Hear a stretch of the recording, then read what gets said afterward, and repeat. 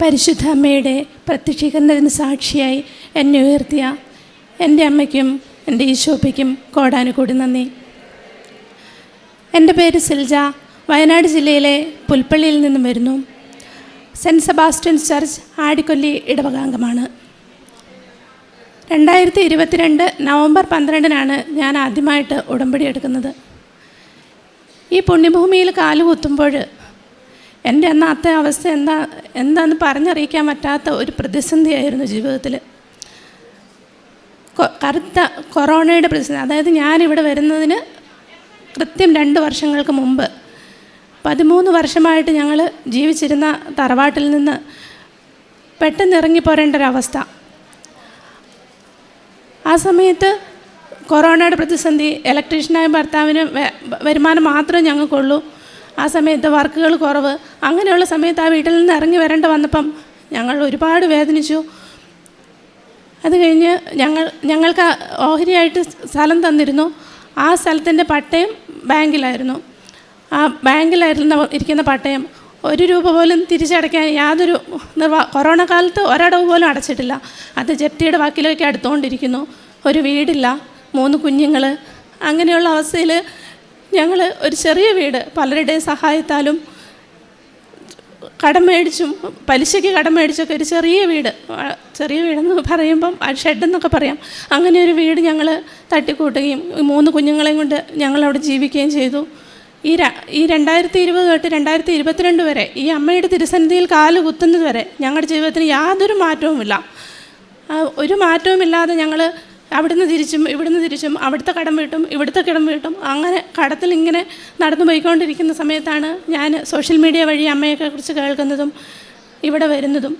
അമ്മയുടെ സന്നിധിയിൽ വന്ന് ഞാൻ ഉടമ്പടി എടുത്ത ആദ്യത്തെ തവണ ഉടമ്പടി എടുത്തപ്പോൾ എനിക്ക് അവരോടൊക്കെ ഭയങ്കര വിദ്വേഷവും ദേഷ്യവും ഒക്കെ ഉണ്ടായിരുന്നു. ഞങ്ങളെ വീട്ടിൽ നിന്ന് ഇറങ്ങി വരാൻ അവരോടൊക്കെ എനിക്ക് ക്ഷമിക്കാൻ പറ്റി. അവരോട് ഞാൻ നല്ല സ്നേഹത്തോടെ പെരുമാറാൻ തുടങ്ങി. അതാണ് എനിക്ക് ആദ്യം ഉടമ്പടി എടുത്തപ്പോൾ കിട്ടിയത്.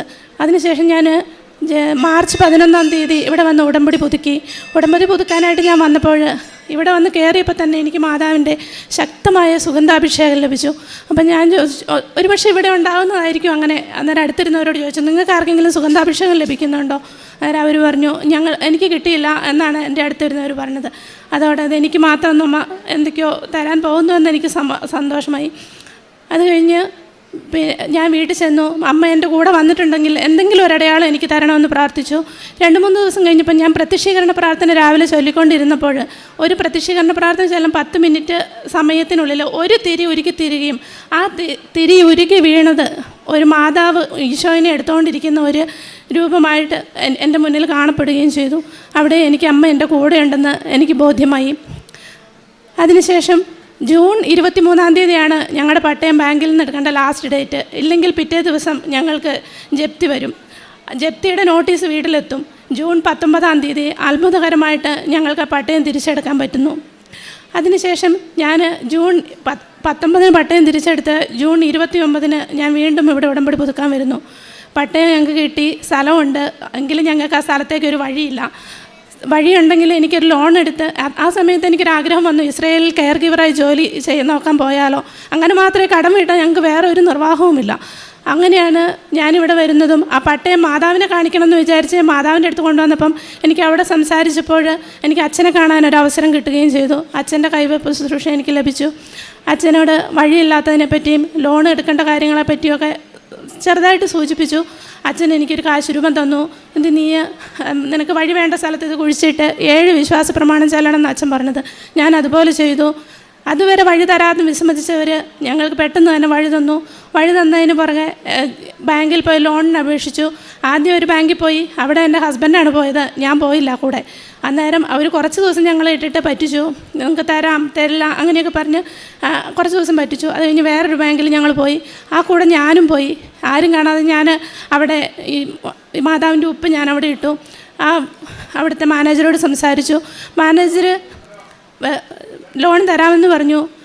നവംബർ 23 അപേക്ഷിച്ച ലോണിന് നവംബർ 31 ഞങ്ങളുടെ കയ്യിൽ പൈസ കിട്ടി. വെറും 8 ദിവസം കൊണ്ട് ആ ലോൺ പാസ്സായി. അത് 8 ലക്ഷം രൂപയുള്ളായിരുന്നു. ഇസ്രായേലിൽ പോകണമെങ്കിൽ നിങ്ങൾക്ക് എല്ലാവർക്കും അറിയാം 18 ലക്ഷം രൂപയോളം വേണം. ബാക്കി പൈസ ഞാൻ 23 വർഷം മുന്നേ എൻ്റെ കൂടെ പഠിച്ച സുഹൃത്തുക്കളോടൊക്കെ ജസ്റ്റ് ഇത് ഷെയർ ചെയ്തപ്പോൾ അവർക്ക് ഇങ്ങോട്ട് പറയുക, നിനക്ക് ഞങ്ങൾ തരാടി പൈസ, നീ പോയി രക്ഷപ്പെട്, നിൻ്റെ അവസ്ഥ ഇതല്ലേ. എൻ്റെ കൂട്ടുകാരികൾ അതുപോലെ എൻ്റെ അയൽവക്കത്തുള്ളവർ അങ്ങനെ എല്ലാവരും എനിക്ക് തന്ന്. ആ 18 അത് മാതാവിൻ്റെ അമ്മയുടെ കൃപ മാത്രമാണ്. അല്ലെങ്കിൽ ഞങ്ങളുടെ 2 ലക്ഷം ഒരു ചെറിയ ഒരു തുക കൊടുത്ത് ഞങ്ങളുടെ ജപ്തിയിൽ നിന്ന് രക്ഷപ്പെടാൻ കഴിയാത്ത ഞങ്ങൾക്ക് ഈ 18 ലക്ഷം രൂപ ഉണ്ടാക്കാൻ എങ്ങനെ കഴിയാനാ? അങ്ങനെയുള്ളിടത്തു നിന്ന് മാതാവ് ഈ 18 ലക്ഷം രൂപ തന്ന് എന്നെ ഇന്ന് ഇസ്രായേലിൽ എത്തിച്ചു.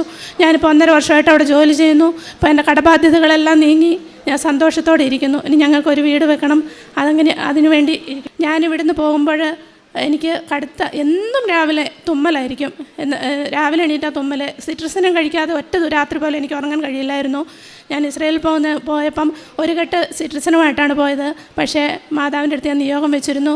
അവിടെ ചെന്ന് കഴിഞ്ഞപ്പോൾ എനിക്ക് പിന്നെ ആ സിട്രസൻ ഒരെണ്ണം പോലും എനിക്ക് കഴിക്കേണ്ട ആവശ്യം വന്നിട്ടില്ല. എൻ്റെ അലർജി മാതാവ് പൂർണ്ണമായും എടുത്തു മാറ്റി. പിന്നെ ഞങ്ങൾക്ക് ഒരു വണ്ടി, ഞങ്ങൾക്കൊരു സ്വപ്നത്തെ പോലും വിദൂര സ്വപ്നത്തെ പോലും ഞാൻ കണ്ടിരുന്നില്ല ഒരു വണ്ടി വാങ്ങണമെന്നൊന്നും. മാതാവ് ഞങ്ങൾ ആഗ്രഹിച്ച പോലെ നല്ലൊരു വണ്ടി തന്നു. കഴിഞ്ഞ മാസം ഞാൻ ആ വണ്ടിയുമായിട്ടാണ് ആദ്യമായിട്ട് ഞങ്ങൾ ആ വണ്ടിയിൽ യാത്ര ചെയ്തത് കൃപാസനത്തിലേക്കാണ്. അന്ന് എനിക്ക് സാക്ഷ്യം പറയാൻ പറ്റില്ലാണ്ട് തിരിച്ചു പറ്റിയില്ല. അതുകൊണ്ടാണ് വീണ്ടും ഞാൻ ഇന്ന് സാക്ഷ്യം പറയാനായിട്ട് ഇവിടെ വന്നത്.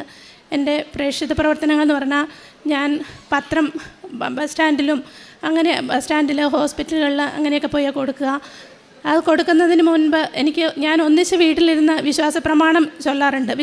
ഓരോ വ്യക്തികൾ ഞാൻ ഈ പത്രം ആർക്കൊക്കെ കൊടുക്കുമോ അവരെ അനുഗ്രഹിക്കണം എന്ന് പ്രാർത്ഥിച്ച് ഓരോ വിശ്വാസപ്രമാണം ചൊല്ലിയ ശേഷമാണ് ഞാൻ പത്രം കൊടുക്കുക. അങ്ങനെയാണ് അത്. പിന്നെ സാമ്പത്തിക സഹായം എന്നാൽ കഴിയുന്ന വിധം ഞാൻ ചെയ്യാറുണ്ട്. പിന്നെ കാരുണ്യ പ്രവൃത്തികൾ നവംബറിൽ ഇവിടെ വന്ന് ഉടമ്പടി എടുത്ത് ഡിസംബർ മാസം മുതൽ ഞാൻ അവിടെ അടുത്തുള്ള ഒരു പെയിൻ ആൻഡ് പാലിയേറ്റീവിൽ 1 വർഷത്തോളം വർക്ക് ചെയ്യാറുണ്ടായിരുന്നു, സേവനം ചെയ്യാറുണ്ടായിരുന്നു. അവിടെയുള്ള അപ്പച്ചന്മാരെയൊക്കെ വീടുകളിൽ പോയി അവർക്ക് വേണ്ട കാര്യങ്ങളൊക്കെ ചെയ്തു കൊടുക്കാറുണ്ടായിരുന്നു. അതാണ് കാരുണ്യ പ്രവൃത്തികൾ. പിന്നെ എൻ്റെ ആത്മീയ വഴികളെന്ന് പറഞ്ഞു കഴിഞ്ഞാൽ എനിക്ക് കുമ്പസാരിക്കാനൊക്കെ ഭയങ്കര മടിയായിരുന്നു. ഞങ്ങളുടെ ഇടവകപ്പള്ളിയിൽ അച്ഛൻ്റെ അടുത്ത് ഞാൻ ഒരിക്കൽ പോലും കുമ്പസാരിക്കില്ലായിരുന്നു.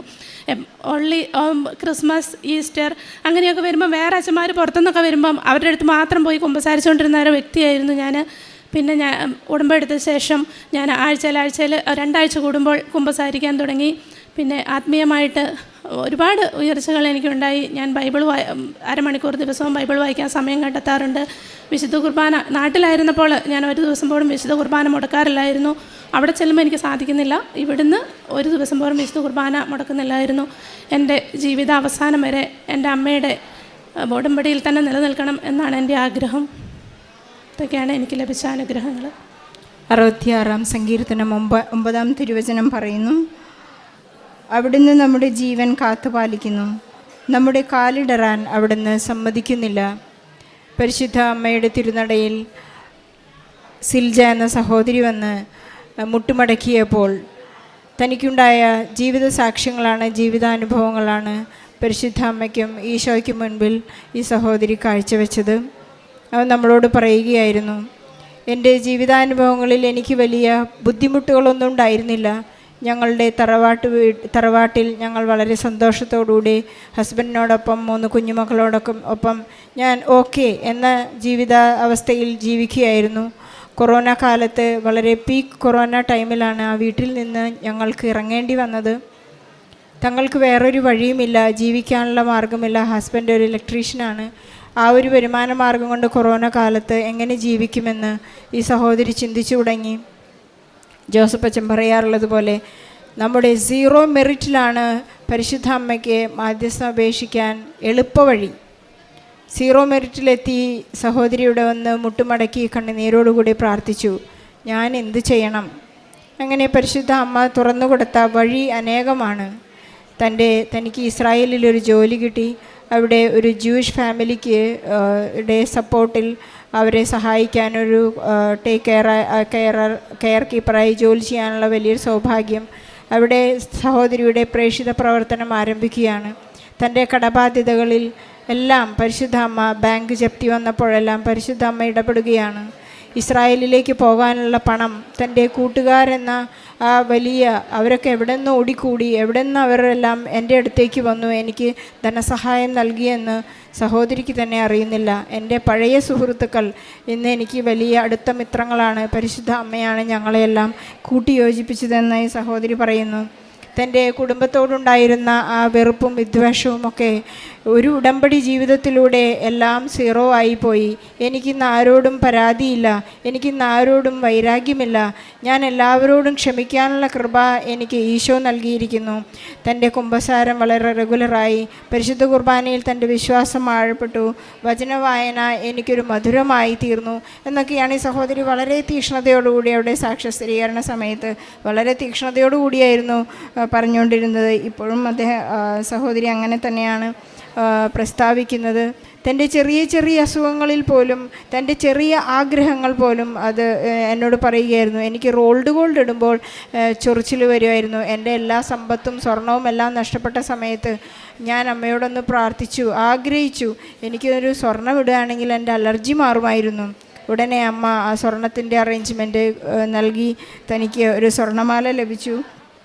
അങ്ങനെ സഹോദരിയുടെ ജീവിതത്തിൽ ഒരു ടോട്ടൽ അപ്സൈഡ് ഡൗൺ എങ്ങനെയാണ് പരിശുദ്ധ അമ്മ അതിനെ സ്ട്രെയിറ്റ് ആക്കിയതെന്ന് സഹോദരി സാക്ഷ്യപ്പെടുത്തുന്നു.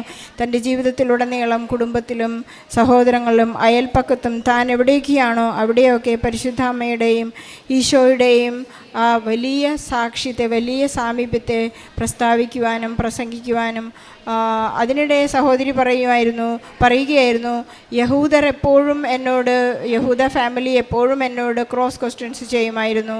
അങ്ങനെയല്ല, ഇങ്ങനെയാണ്, ഈശോ അതാണ് ഇതാണ്. പക്ഷേ ഞാനിപ്പോഴും വാദിച്ചുകൊണ്ടിരിക്കുകയാണ് എൻ്റെ ഈശോയ്ക്ക് വേണ്ടി. ഒരു വലിയ യുദ്ധം ഈശോയ്ക്ക് വേണ്ടി ആൾ അന്യനാട്ടിൽ പോയി ചെയ്യുകയാണ്. തൻ്റെ വലിയ പ്രേക്ഷിത വേലയാണ്. ഇത്ര നല്ല ഒരു മനോഹരമായ സാക്ഷ്യത്തിന് ഈശോയ്ക്കും പരിശുദ്ധ അമ്മയ്ക്കും ഒരു വലിയ കയ്യടി നൽകി നമുക്ക് ഈ സാക്ഷ്യം സമർപ്പിക്കാം.